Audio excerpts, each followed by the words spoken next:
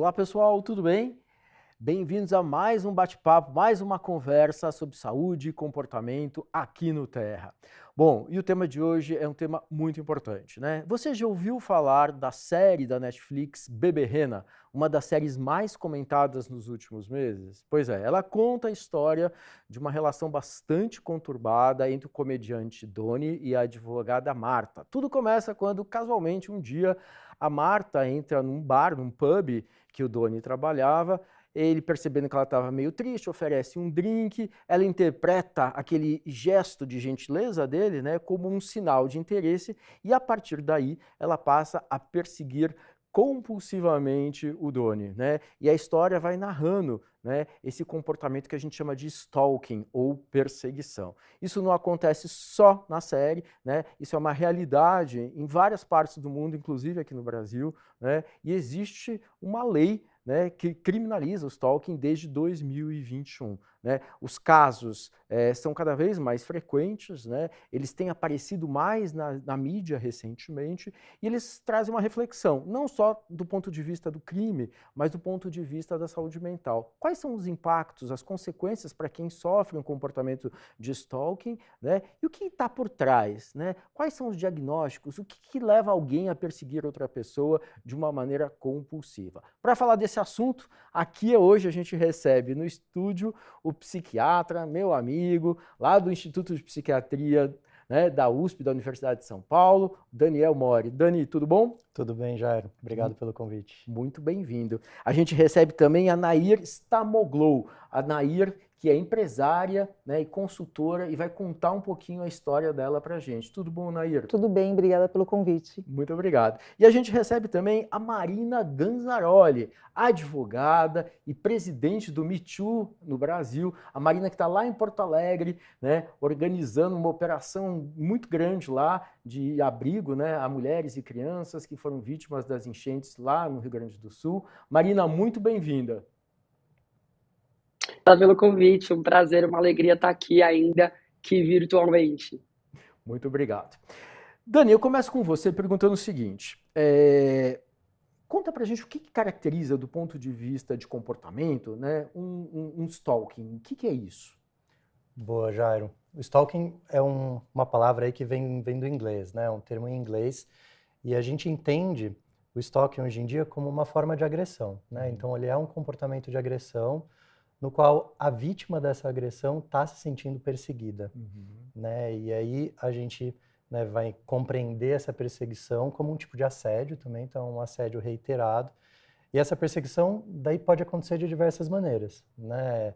Pode ser por telefonemas, pode ser por mensagens, por e-mails, por aparecimentos inadvertidos, ali a pessoa aparece sem que a outra pessoa tenha algum tipo de consentimento, tanto a perseguição física quanto a perseguição psíquica, nos mais diversos ambientes daquela pessoa. Né? Então é isso que caracteriza o comportamento. Daniel, a gente tem dados se no Brasil o stalking, as vítimas do stalking são mais frequentemente mulheres ou homens?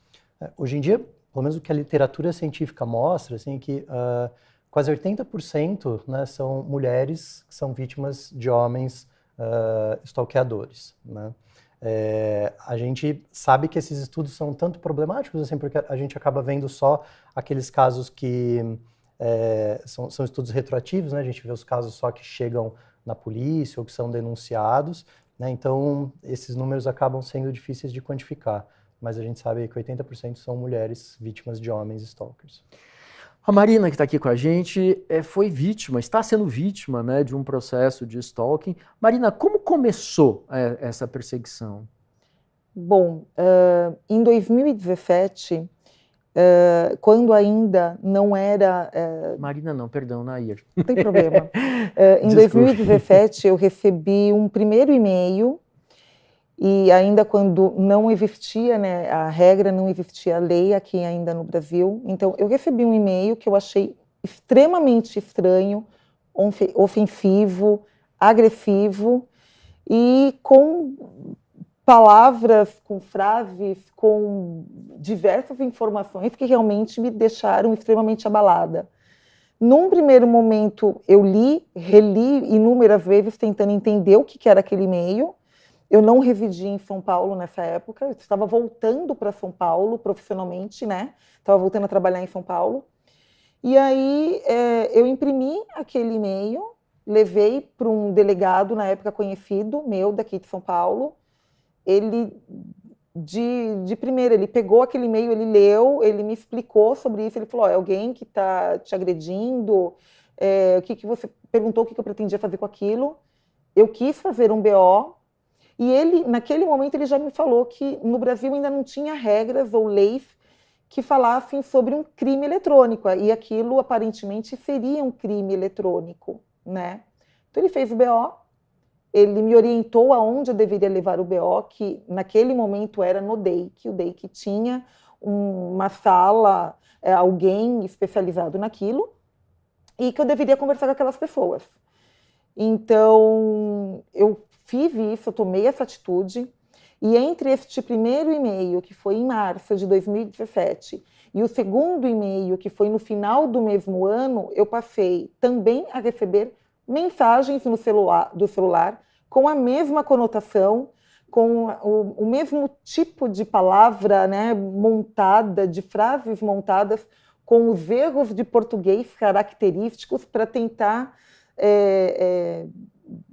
me ofender de todas as formas possíveis, né? Então, dentro deste primeiro ano, eu recebi os 2 e-mails impressos, são e-mails com 5 páginas de folhas de sulfite impressas, assim, me destratando, ofendendo, xingando, me agredindo de todas as formas possíveis. Então, foi aí que começou tudo. E eu tentei buscar naquele momento aquilo que eu sabia que eu tinha que fazer, que era ir num departamento de polícia para ser atendida.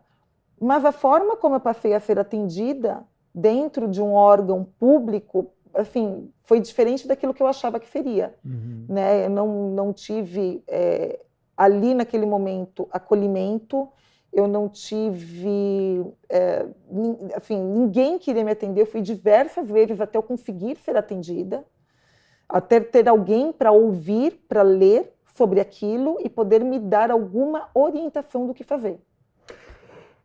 Nair, isso foi em 2017, 2017. A gente está em 2024, são 7 anos, Sim. né? Esse processo continua, quer dizer, você continua sendo vítima desse ataque que acontece por e-mail, por redes sociais, foi sempre virtual, continua virtual? Sempre virtual, continua virtual, e ainda hoje eu recebo, só que eu não recebo mensagens todos os dias, então são esporádicos, mas é aquele esporádico para ser bem marcante, se assim eu posso dizer. Então, de 2017 até agora, eu fui, no ano de 2018 eu voltei para a delegacia de novo, fazendo BO, levando mais mensagens, levando o primeiro BO que havia sido arquivado, printando, imprimindo todas as mensagens do celular, sempre vinham por números diferentes, então não era apenas um número, era um número, depois eu bloqueava aquele número, ou se você tentasse ligar de volta o número não existia mais. Em 2022 para mim foi o auge da agressão, foi um e-mail muito forte que eu recebi, eu estava numa reunião comercial com um cliente, quando eu recebi, pipocou o e-mail, a hora que eu li eu realmente comecei a passar muito mal de nervoso, e de 2022 até agora eu recebi outros inúmeros e-mails, assim como mensagens no Instagram agora também, mensagens no celular, passou-se não somente as agressões psicológicas contra ou a minha pessoa, contra o meu físico, contra o meu trabalho, o serviço voluntário que eu faço, passou também a afetar amigos, passou a agredir meu filho, passou a agredir também tanto os meus familiares quanto a minha ascendência, meu pai, que já é falecido, os meus avós, que já são falecidos, então passou para um outro patamar, e ameaçando a minha integridade física. E oficialmente a gente não sabe, né, quem é o autor ou os autores enfim, desses ataques que você tem sofrido. Não foi. Nair, eu vou chamar a Marina para conversar e entrar na conversa com a gente. Marina, a gente deu uma conceituada, a Nair contou um pouco a história dela, como a história da Nair, imagino que você lide com essa questão diariamente, né? Conta pra gente, a Marina começou a contar, a Nair começou a contar que em 2017 ela começou a sofrer esses ataques, antes da lei. A gente percebe uma mudança no Brasil, a lei protege mais a vítima do stalking de algum jeito? O que diz a legislação brasileira, Marina? Bom, primeiro dizer que a legislação avançou bastante nesse pouco tempo.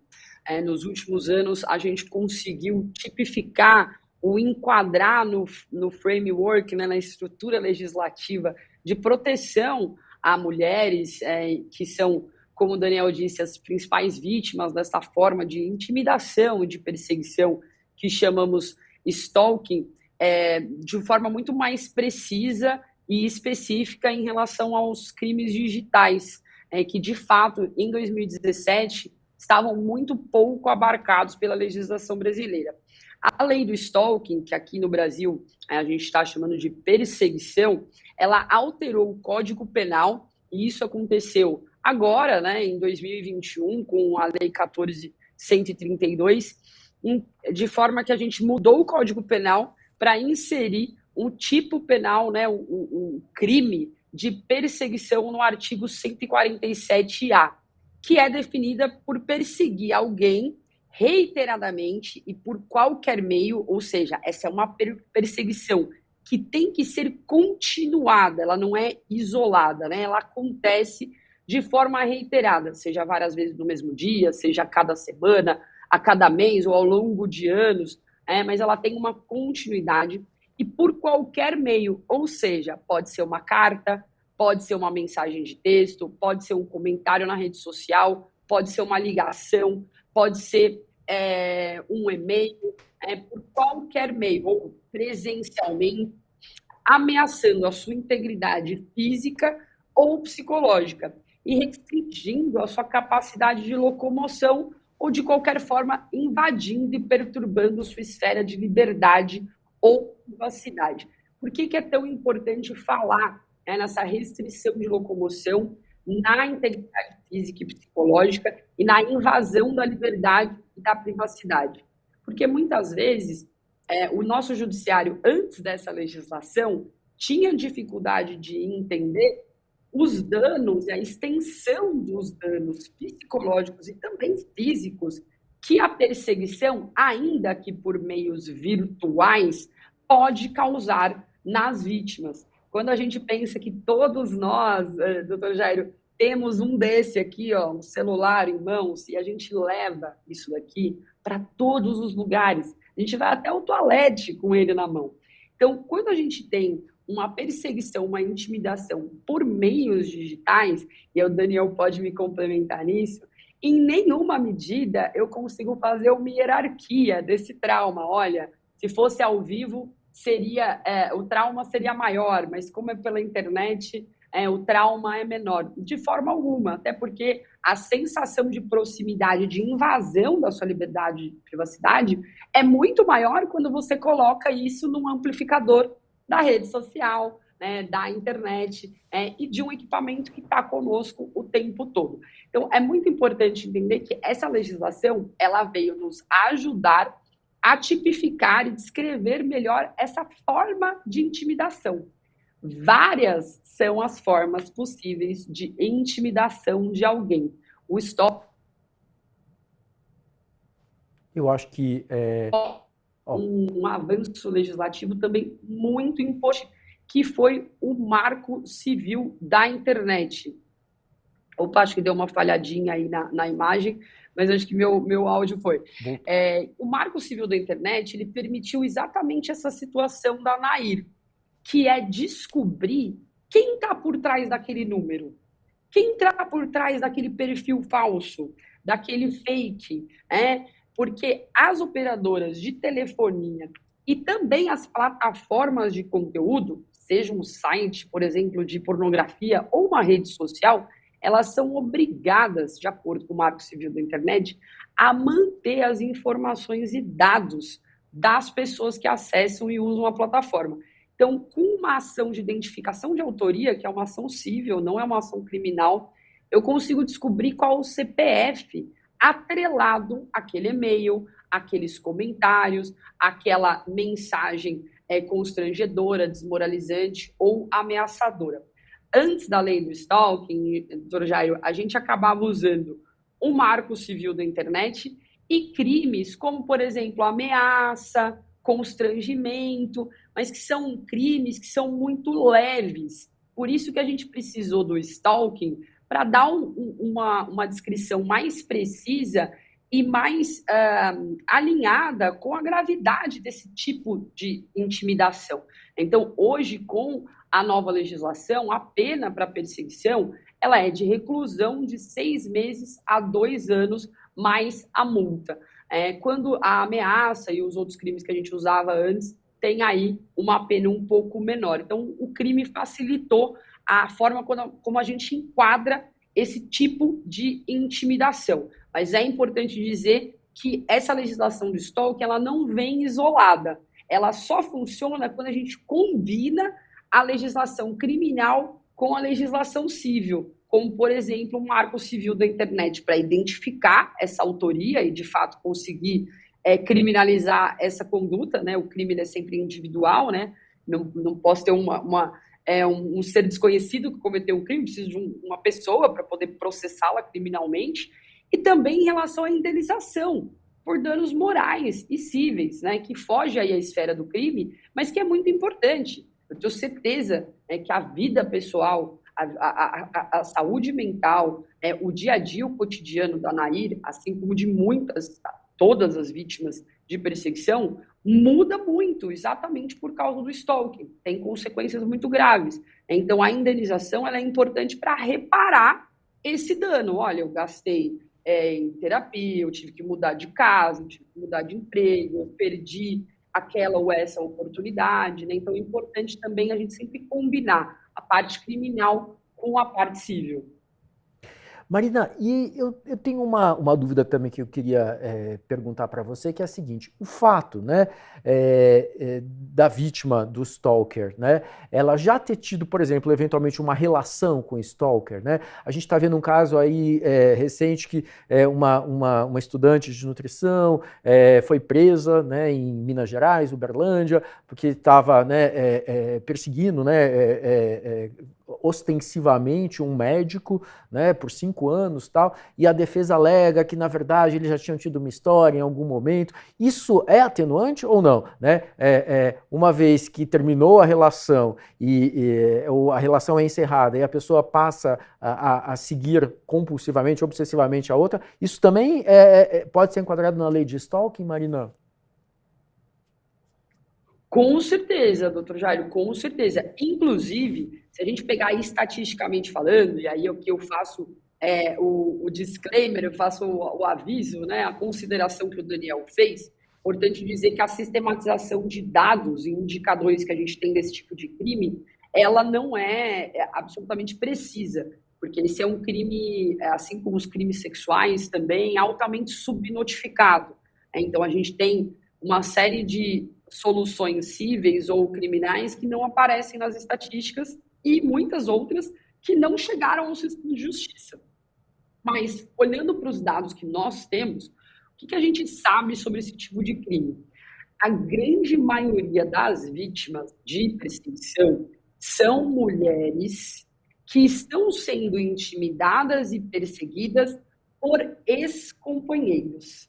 E aí, esse ex-companheiro pode ser um ficante, um caso fortuito, um caso de uma noite, ou mesmo um ex-marido, um ex-companheiro, um ex-namorado que, não conformado ou inconformado aí com o término da relação sexual afetiva, busca intimidar essa mulher de todas as formas possíveis, ou busca reconquistá-la, não conseguindo, passa então a intimidá-la e persegui-la utilizando, né, o stalking para assim fazê-lo. Então, da mesma forma como nesse caso de Minas, né, que no caso é o contrário, né? Ela que está perseguindo ele, isso também se aplica. Toda pessoa, seja um homem ou uma mulher, tem o direito e a autonomia de terminar uma relação que não quer mais ter e seguir a sua vida também de forma protegida e autônoma depois disso. Né? Então, estatisticamente falando, a grande maioria dos casos de stalking não são casos de pessoas desconhecidas, né? Apesar de termos vários, em especial os mais famosos, né? Quando você tem uma atriz, um ator, alguém famoso que é perseguido por um fã, por uma pessoa desconhecida, na grande maioria dos casos, realmente é no contexto da violência doméstica e intrafamiliar da própria Lei Maria da Penha. Então, a gente usa o stalking e as medidas protetivas de restrição de comunicação e de aproximação previstas na Lei Maria da Penha na grande maioria destes casos, porque a grande maioria das vítimas, diferentemente do caso, por exemplo, da Nair, são mulheres que romperam o relacionamento e estão sendo perseguidas por esse companheiro que não aceita esse término.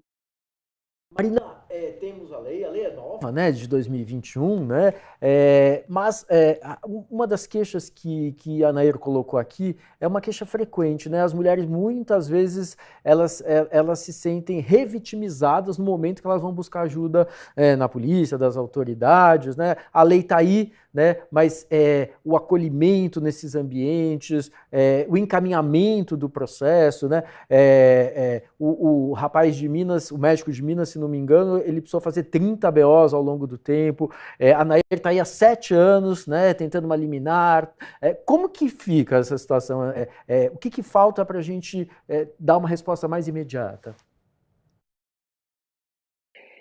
Esse, certamente, doutor Jairo, é o maior desafio que a gente enfrenta, inclusive, para a proteção de mulheres, crianças e adolescentes de qualquer de violência, entre elas as domésticas, intrafamiliares e também as violências sexuais, incluindo sextorção, formas de como o stalking.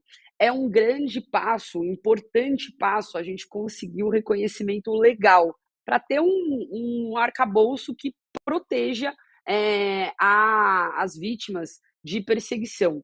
Mas transformar aquilo que está escrito na legislação em realidade são coisas muito diferentes. É importante o passo e o avanço legislativo, mas para a gente ver a aplicação dessa legislação de forma eficaz e acolhedora lá na ponta do sistema de justiça, seja na segurança pública, na polícia civil, na polícia militar, e na própria justiça, né, por exercício do trabalho do Ministério Público, do próprio judiciário, né, da juíza, do juiz que vai julgar isso, ou mesmo encontrar um profissional do direito, um advogado, uma advogada qualificada, capacitada para seguir com esse caso, né, e fazer a melhor prestação jurídica nesse processo, são enormes desafios. Para você ter uma ideia, a Lei Maria da Penha vai completar 18 ainda esse ano, em agosto desse ano, e desde 2006 a gente ainda enfrenta uma série de obstáculos e barreiras para garantir que essa mulher chegue na delegacia e seja de fato acolhida e não vítima de violência novamente. Infelizmente, hoje, acaba recaindo sobre as vítimas boa parte da reparação sobre o crime que sofreu.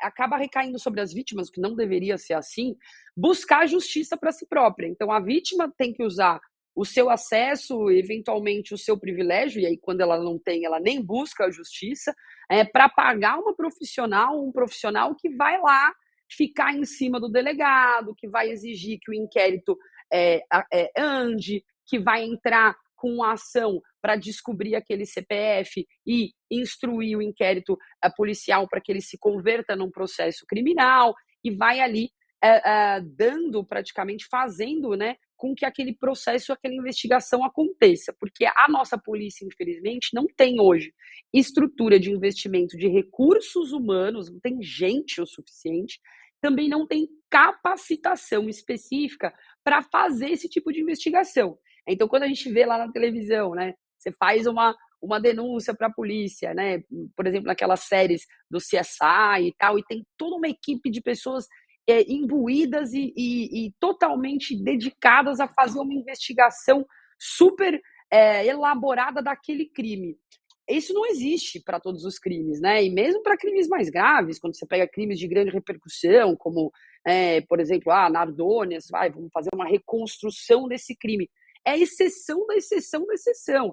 Hoje eu tenho policiais investigadoras que deveriam estar indo, né, nos lugares para fazer investigação, dentro da delegacia fazendo boletim de ocorrência. Então, não tem gente o suficiente, também não tem capacidade e treinamento para isso. O que falta?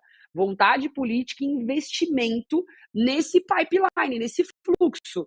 Então, olha, eu preciso de uma polícia específica para fazer isso, eu preciso, né, de uma específica de magistradas, de promotoras que estejam aptas a fazer essa investigação, né? Assim como na medicina, no direito, né, na faculdade a gente tem aquele geralzão, né? Todo mundo sai clínico geral, né? Então não é qualquer juiz, não é qualquer promotor, não é qualquer delegado que está apto a lidar com o crime de perseguição, ou com crimes sexuais, ou com crimes baseados no gênero, na discriminação.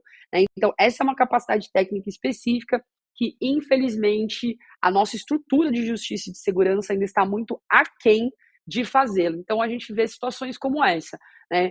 A vítima tendo que ir lá e fazer 30 BOs para provar que a perseguição é reiterada e conseguir construir um processo, ou o caso da Nair se arrastando ao longo de 7 anos e até agora a gente não tem um CPF, né, uma identidade para ir atrás dessa pessoa. A integração entre as polícias também é um desafio, porque hoje quem investiga crimes digitais e tem estrutura para isso é a Polícia Federal, mas quem investiga os crimes, como por exemplo perseguição, é a Polícia Estadual. Então a gente também tem um problema de integração de sistemas. Às vezes o nome do cara está lá na Polícia Federal, mas não está na polícia daquele estado, né? Então a gente tem aí uma série de desafios de articulação dessa rede que não está, infelizmente, hoje preparada para acolher da melhor forma as vítimas desse tipo de crime. Marina, muito obrigado pela tua participação, né, ter cedido o teu tempo aí, você está aí assoberbada aí de trabalho aí no Rio Grande do Sul, nesse momento tão difícil que o Estado está enfrentando. Muito obrigado pela tua atenção, pela tua disponibilidade, e a gente espera te ver outras vezes por aqui. Obrigado e bom trabalho. Obrigada a vocês, obrigada pelo convite, um bom programa. Valeu. Daniel e Nair, né? A gente teve esses comentários da Marina, né? Que são, acho que, muito importantes para a gente entender esse arcabouço legal, o que a gente pode tá fazendo aí e quais os desafios ainda. Daniel, eu queria te perguntar um pouco, a Nair contou o mal-estar que essas questões acabaram trazendo e trazem até hoje, né, para a vida dela, né? Quando a gente pensa em impacto desse tipo de comportamento na vida das pessoas que são perseguidas, o que pode acontecer? Acho que como a Nair falou, né, a Marina também comentou, os impactos para a saúde do indivíduo que é vítima de um stalker são desastrosos, assim, né? Porque trata-se de um tipo de agressão que ela é reiterada, que ela é repetitiva, né? E como a gente acabou de falar, demora para ter algum tipo de resposta, né? Que seja uma resposta judicial, ou até de saber direito o que está acontecendo ou quem é a pessoa. Então, todo esse cenário acaba trazendo uma angústia muito forte mesmo, assim, né? Do que os estudos mostram relacionados às vítimas, né, o impacto na saúde mental de vítimas de stalker, é que quase 100% das vítimas acabam evoluindo com algum transtorno de ansiedade, né? Então é muito comum um transtorno de pânico, né? Então crises de pânico, mas também são sintomas muito parecidos com o transtorno do estresse pós-traumático, né? Porque ocorre o trauma, que é a agressão, que é a perseguição, que é o assédio, né? É difícil você obter uma resposta para esse trauma, né? Que seja uma resposta judicial, que seja uma resposta de tipificação de crime, mas também a gente vê que isso continua acontecendo e a vítima acaba ficando com essa sensação iminente de que vai acontecer de novo, né? Então são respostas até físicas e autonômicas assim muito características de estresse pós-traumático. Mas também a depressão, o isolamento social, né? É muito comum que as pessoas vítimas de stalker acabem tendo que mudar a sua rotina, né? Acaba tendo que sair de um emprego, sair das atividades rotineiras, se afaste das pessoas, o sentimento de vergonha, de culpa, né? Então, de vergonha de ter que buscar ajuda, vergonha de ter que falar com alguém sobre isso, né? Aquela sensação que às vezes a própria sociedade te embute, né? De que foi culpa tua, de alguma maneira, né? Acaba culpabilizando a vítima. Então isso acaba sendo muito desastroso, assim, né? Para a saúde mental dos indivíduos e não tem jeito, precisa buscar ajuda mesmo. Nair, o Daniel contou um pouquinho, né? Comentou com a gente os principais impactos. Como que foi para você, né? Quer dizer, você já falou que foi difícil, momentos em que você ficou com medo, que você chorou, que você teve crise de ansiedade. Isso se perpetuando ao longo de 7 anos. Imagino que em algum momento você desenvolve alguns recursos para lidar com isso, né? Acho que a gente vai aprendendo a lidar um pouquinho com essa situação, mas não é sempre, né? Tem dia que a gente está mais vulnerável, tem dia que o grau da agressão aumenta, né?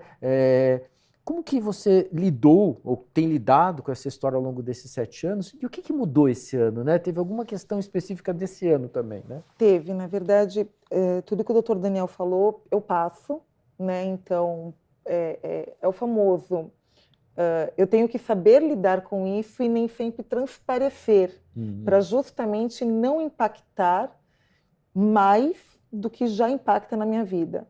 Ao mesmo tempo, eu tinha que fazer de um jeito com que as pessoas não ficassem perguntando o tempo inteiro para mim o que eu tinha, e eu ter que ficar explicando o tempo inteiro, porque é justamente aquilo. Na visão de 90% das pessoas, a culpa é minha. E assim, eu não pedi para isso acontecer comigo, mas a culpa é minha.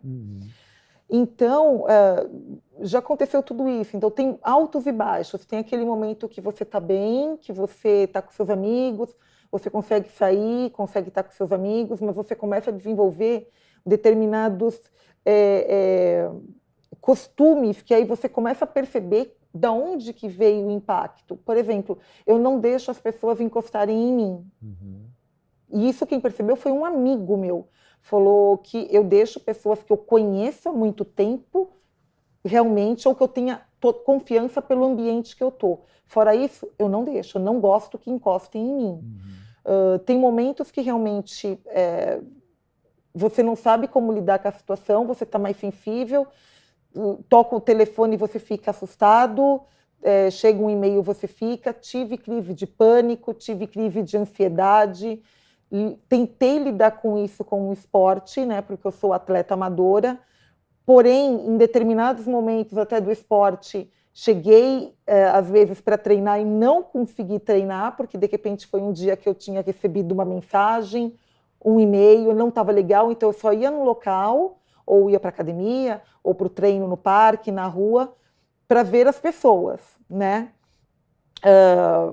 E aí, o que acontece? Realmente, esse ano teve um impacto muito diferente e esse foi o start até para eu fazer o que eu fiz, porque a questão de um mês, mais ou menos, atrás, o ataque deixou de ser somente a mim, né, a minha pessoa, e foi público, né? No Instagram foi público, tanto na minha página pessoal, quanto na página do negócio que eu mantinha com uma amiga minha.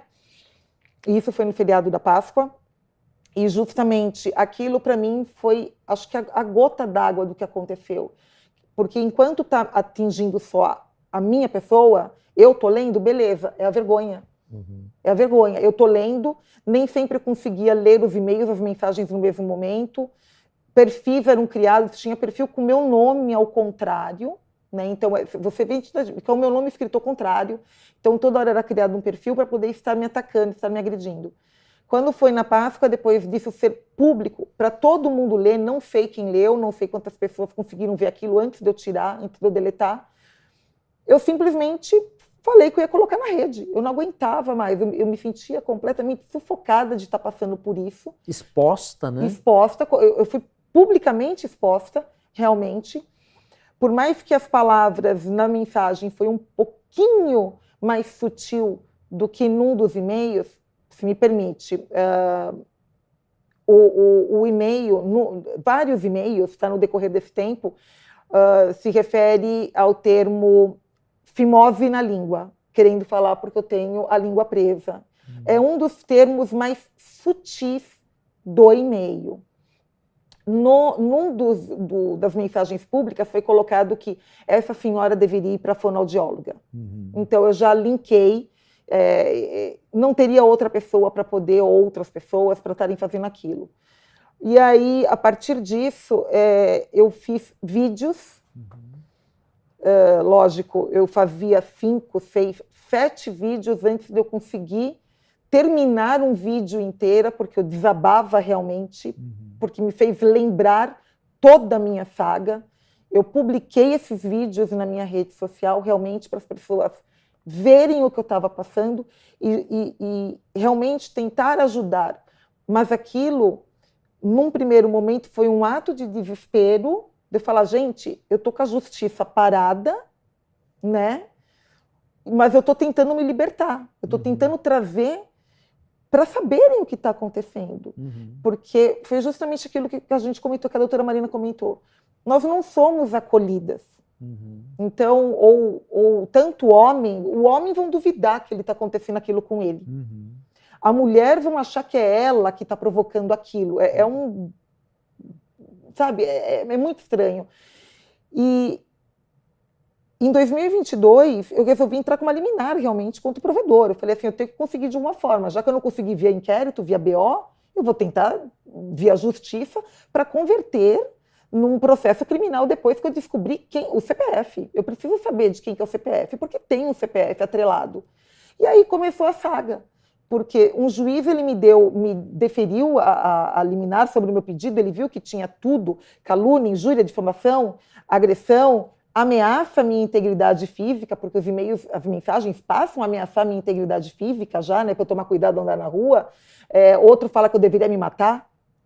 Um dos e-mails fala que eu deveria dar fim à minha vida, né? Que eu não deveria existir no planeta, né? E com aquilo, o juiz ele deu a liminar, eu entreguei a liminar no provedor, eu fui levar no escritório da empresa, e assim, para eles, não andou. Não tem resposta. Eles dão uma resposta que não te interessa, e nós sabemos que eles podem te dar uma resposta mais precisa, e a tecnologia está aí, ele tem a informação, e assim, eu já teria evitado pelo menos 1 ano e meio de mais constrangimento se eu já soubesse quem que era. Já teria talvez parado com o que está acontecendo, né? Agora, eu continuo, eu estou fazendo, já comecei a ir para um terapeuta para poder me cuidar, porque não tem condição. Tem dia que eu choro de ler, fazer os vídeos foi bom e ruim, eu revivi toda essa saga até agora, fui revivendo os e-mails, eu fui relendo os e-mails, vendo o tom de agressividade que ele foi aumentando, vendo as mensagens de celular, vendo as mensagens no Instagram, e aquilo, eu sigo hoje aguardando, crendo nessas mudanças legais para ver se algo muda e tentando ajudar outras mulheres até a perderem o medo. A gente vai ter o primeiro pedido negado, vai ter o segundo pedido negado, vão dar risada da tua cara, vão falar que você é louca, que você é que você que está provocando aquilo. Você é vítima, bate na tecla, vai atrás. E é o que eu estou tentando fazer. Daniel, a Nayara traz essa situação complexa, né? Porque de um lado você está sendo vítima de um ataque constante, reiterado, né? Essa perseguição que não acaba, né? Assim como a Marina, os outros casos que a gente citou aqui hoje e tal, né? A justiça patina, né? Então, para a pessoa ir atrás, né, do que seria um alívio para ela, ela tem que reviver. Acho que a Nayara até usou esse termo, né? Reviver isso com alguma frequência, né? A saúde mental fica em xeque mesmo o tempo todo, né? Uma pressão, um estresse, né? Um desgaste muito grande, né? Terapia é importante, ajuda, né? Às vezes eu acho que a pessoa pode até precisar eventualmente de uma medicação, né, por um tempo para lidar com sintomas. Como que fica isso, Daniel? Onde a pessoa vai buscar recurso, né, para lidar de um lado com a pressão constante e do outro lado com essa necessidade de ter que reviver tudo que está acontecendo, né?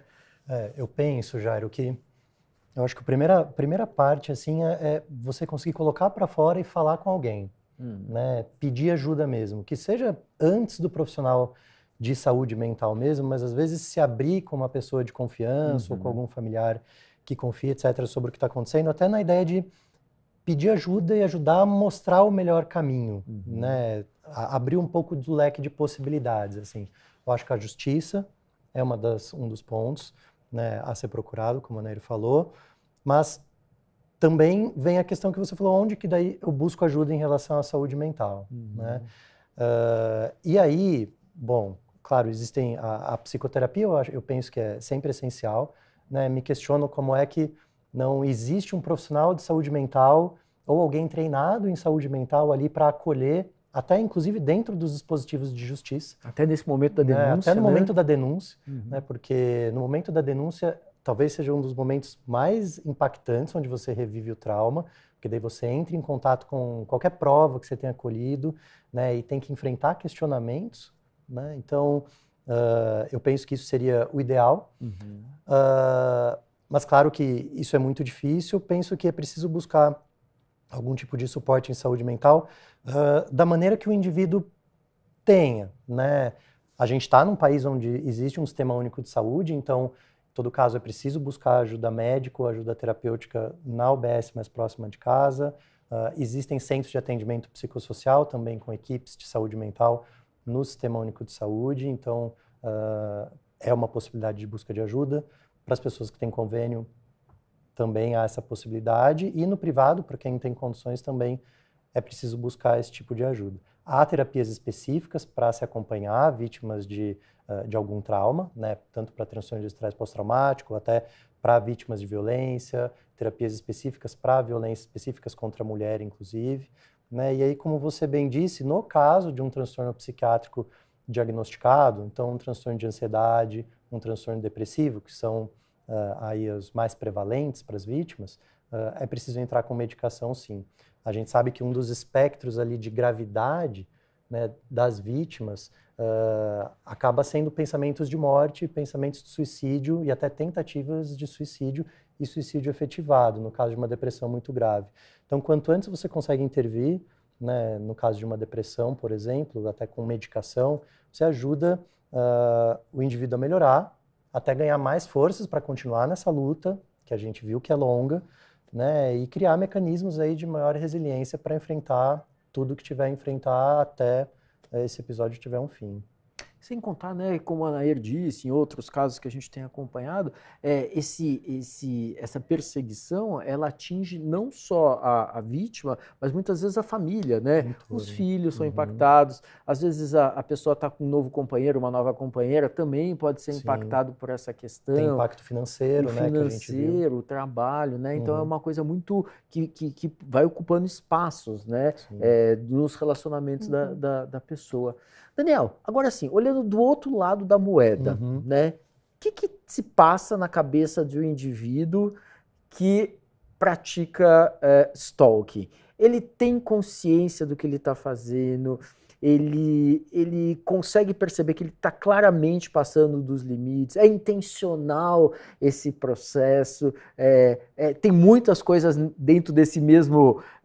eu imagino que tem uma diversidade enorme de causas, de motivos ou de situações que façam alguém ter esse tipo de comportamento. Você pode clarificar um pouco para a gente? Claro. A complexidade, como você falou, é muito grande, né?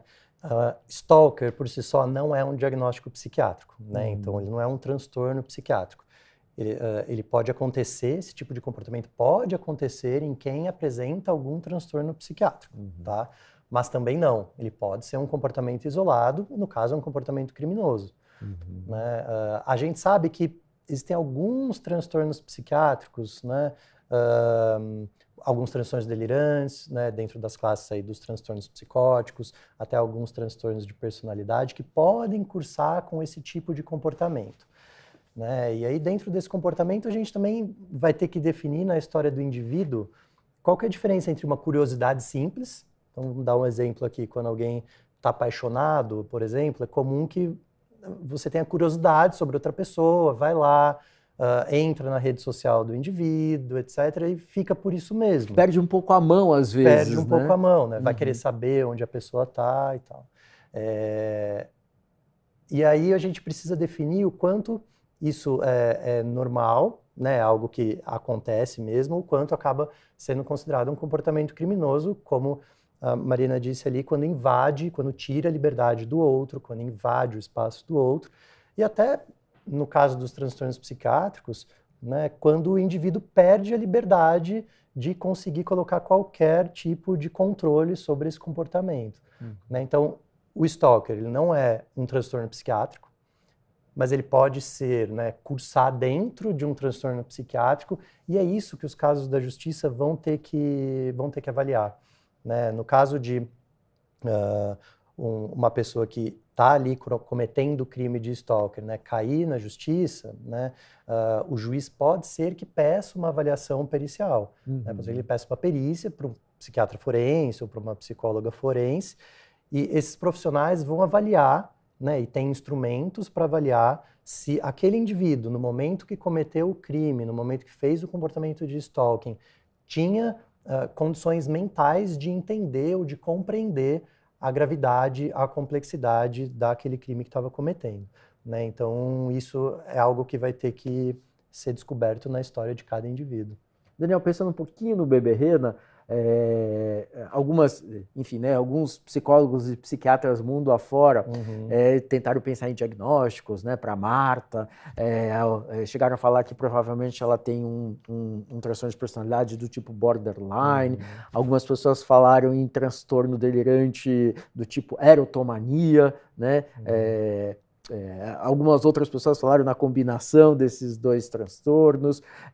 Em alguns momentos parece mesmo que ela tem dificuldade de entender, né, o limite do outro, né? Ela entra, é quase uma percepção delirante de que o outro está afim dela e que as outras pessoas estão atrapalhando a felicidade dela, né? A ex-companheira do Donnie, enfim, ela envolve a nova companheira, ela envolve a mãe, enfim, é um rolo, né? Do ponto de vista da prática clínica, né, quando você atende, né, alguém que está sendo vítima de algum comportamento do tipo stalking, ou quando você... Essa é uma curiosidade. Você já atendeu alguém que foi no consultório e falou assim, Daniel, estou aqui porque eu acho que eu estou exagerando, estou invadindo a liberdade de alguém e não consigo me controlar. Você já atendeu alguém dessa forma? Não. Ou é mais o contrário? Eu nunca atendi alguém que claramente chegou com essa queixa de que estava invadindo, mas já atendi situações em que juntos descobrimos que estava ocorrendo perda de limite e invasão de privacidade em determinadas situações, né? E aí não chegou a ser tão... Estava indo para uma gravidade já complicada a ser crime, mas nunca cheguei a atender alguém que explicitamente chegou a dizer sobre isso, não. E do outro lado, as vítimas, elas conseguem identificar, as que você já atendeu, conseguem identificar que existe algum padrão de comportamento muito complicado no agressor? Sim, sim. Já atendi vítimas, né, e costumam, né, me dizer sim, que ficam com essa sensação de que o agressor tem um pensamento obsessivo de procura, né, onde quer que essa pessoa esteja, né, seja a presença virtual, no caso das redes sociais, e aí uma busca enorme por isso, ou até de sentir que essa busca está acontecendo mesmo no meio real, né, fisicamente ali, e até alguns relatos de que o agressor era visto em determinadas situações ali de onde a pessoa frequenta, e a pessoa obviamente para de frequentar aquele ambiente. E o que é bem complicado, né? Porque parte do trabalho também é entender, compreender com aquela pessoa o grau de risco, né? E o quanto isso é um crime, e ajudá-la aí nos mecanismos a procurar ajuda em outras situações, né? Porque tem muita gente que, assim, que muda de bairro, muda de prédio, muda de casa, muda de cidade, muda de país, né? Por conta dessas perseguições. Tem salvação para o stalker? Tem o que a gente fazer do ponto de vista de saúde mental para ele passar a regular melhor? Ele consegue, talvez, controlar um pouco melhor? Pergunta complexa. Penso que, no caso de um transtorno psiquiátrico diagnosticável, é possível, né, o estabelecimento de um plano terapêutico individual ali, que possa ajudá-lo, inclusive na ideia de controlar esse comportamento, ou até de compreender que se trata de um crime, né, vai responder judicialmente, mas, enfim, pode ser que responda, termine ali, né, a pena e volte para a sociedade e compreender dentro disso que, ao voltar para a sociedade, não se pode repetir, né? Não pode acontecer esse tipo de coisa de novo. Há tratamentos, há acompanhamentos terapêuticos específicos para isso.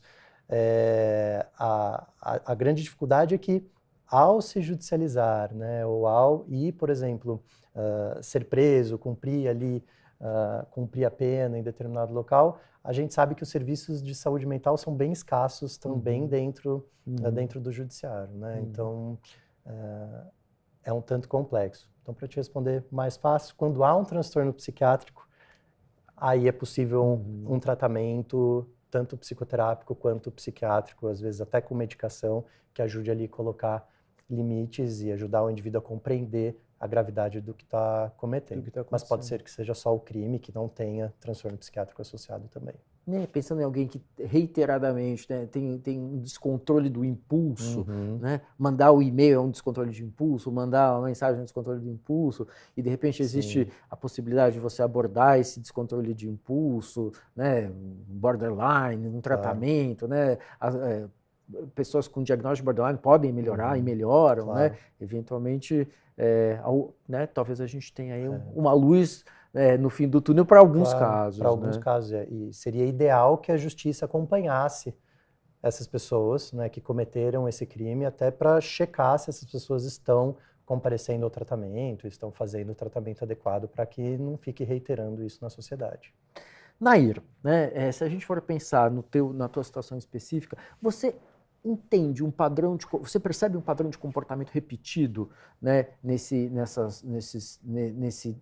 tudo isso que está acontecendo com você? Você consegue, por exemplo, ter certeza de que esse stalking está sendo feito pela mesma pessoa, pelas mesmas pessoas ao longo desses anos todos?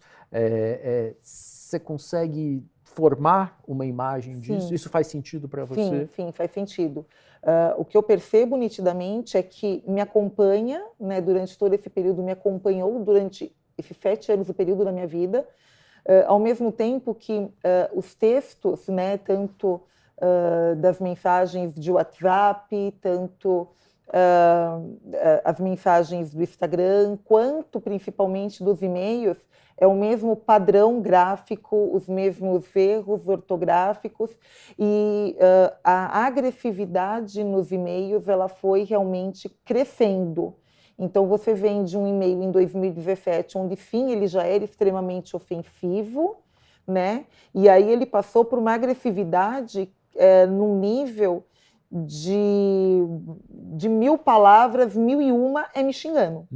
1001 realmente é me ofendendo. A busca é a ofensa, a busca é me coagir, realmente é me deixar sem estrutura psíquica. E a destruição da tua autoestima. Destruição total da minha autoestima, né? Então isso é extremamente visível, isso é extremamente palpável. Eu falo que o meu e-mail é um e-mail que, quando você lê ele inteiro, né, essas provas todas estão no processo, né? Tudo aquilo que eu fui recebendo, tudo está nos autos, está nessa liminar.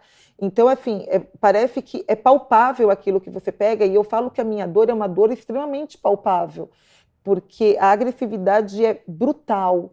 Então, quando começou a sair somente das palavras que atingem, vamos lá, o meu físico, e passa para o meu profissional, então diz respeito ao meu profissional, diz respeito à minha vida íntima, diz respeito à minha vida como mulher, como mãe. Assim, os dias que eu recebia alguma informação, eu me desmontava. Só que você percebe que realmente é a mesma, o A, Zo, não importa, é a mesma pessoa mandando e-mail. A única coisa que ele fez foi, até 2022, o nome de quem me mandava o e-mail era um. Aí ele alterou o nome, então de 2022 é um outro nome, mas é a mesma pessoa. Você consegue perceber que o jeito de escrever, assim, as palavras, o jeitão de escrever, o jeitão de pontuar, às vezes é o mesmo? É o mesmo, é a mesma pessoa. Então, e lógico, aumentando a agressividade. Você vê que tem uma raiva absurda ali, que é realmente para me desestruturar. O intuito sempre é me desestruturar.